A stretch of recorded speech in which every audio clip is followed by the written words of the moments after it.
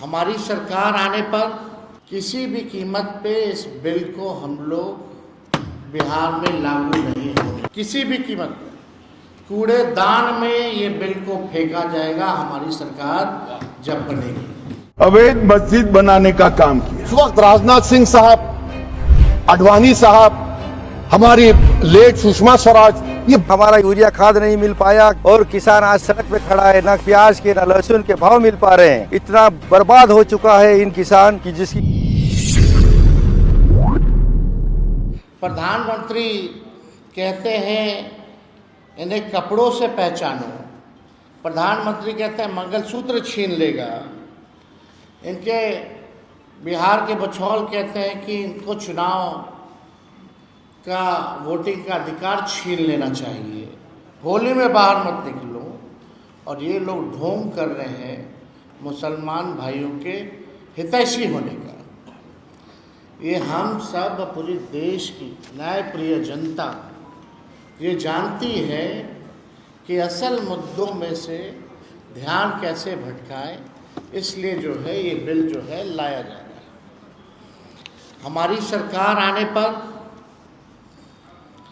किसी भी कीमत पे इस बिल को हम लोग बिहार में लागू नहीं होंगे।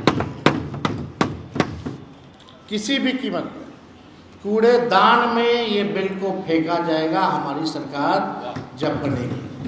अभी तो मुसलमान निशाना, लेकिन असल निशाना दलित है, पिछड़ा है, आदिवासी है, अति पिछड़ा है। ये लोग नहीं चाहते कि मुख्य धारा में ना आए। इनको रोकने की साजिश है।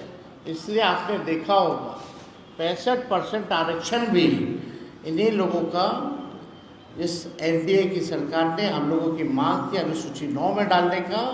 कैबिनेट से हम लोगों ने भेजा था लेकिन नहीं किया। वक्फ के 2013 में जो अमेंडमेंट्स आए, अब बिल किरण भाई का है, मगर मैं कह सकता हूं कि वक्फ का 2013 का अमेंडमेंट न किया होता तो ये बिल लाने की शायद जरूरत न पड़ती। सब कुछ अच्छा चलता था। 14 में चुनाव आने वाला था, 13 में रातों रात तुष्टीकरण करने के लिए वक्फ कानून को एक्सट्रीम बना दिया गया। और मान्यवर, इसके कारण क्या हुआ? इसके कारण दिल्ली लुटियन की 123 वीवीआईपी संपत्ति कांग्रेस सरकार ने जब चुनाव मुहाने पर थे, 25 दिन दूर था, वक्फ को देने का काम कर दिया। दिल्ली वक्फ बोर्ड ने उत्तरी रेलवे की भूमि वक्फ के नाम घोषित कर दी। हिमाचल में वक्फ की संपत्ति बताकर उस पर अवैध मस्जिद बनाने का काम किया। 250 हेक्टेयर क्षेत्रफल वाले 12 गांव पर वक्फ का स्वामित्व हो गया तब तमिलनाडु में। और मान्यवर, तमिलनाडु के 1500 साल पुराने तिरुचेंदुरई मंदिर की 400 एकड़ भूमि को वक्फ की संपत्ति घोषित कर। मुझे समझ में नहीं आया सर कि हमारे होम मिनिस्टर वजीर दाखिला ने क्या कह दिया कि 2013 का जो कानून है वो नहीं बनता तो हम नहीं लेके आते।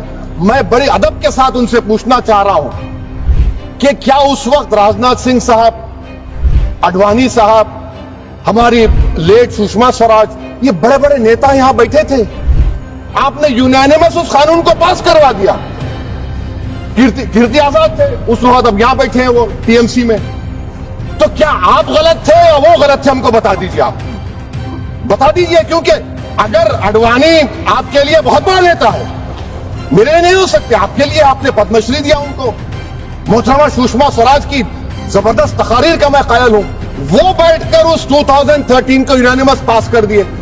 मुझे कंफ्यूजन है कि क्या अमित शाह, नरेंद्र मोदी बड़े हैं या आडवाणी बड़े? आपके लिए आप तय कर लीजिए।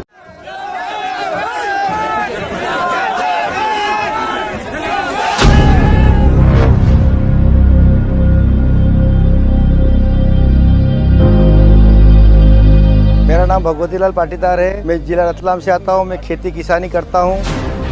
जो वादे जो भाजपा की सरकार में किए थे कि किसानों की आय दुगनी हो गई, सर हमारी तो दुगनी नहीं और कम हो गई। हमारा यूरिया खाद नहीं मिल पाया और किसान आज सड़क पे खड़ा है। ना प्याज के ना लहसुन के भाव मिल पा रहे हैं। इतना बर्बाद हो चुका है इन किसान की जिसकी कोई हद नहीं है।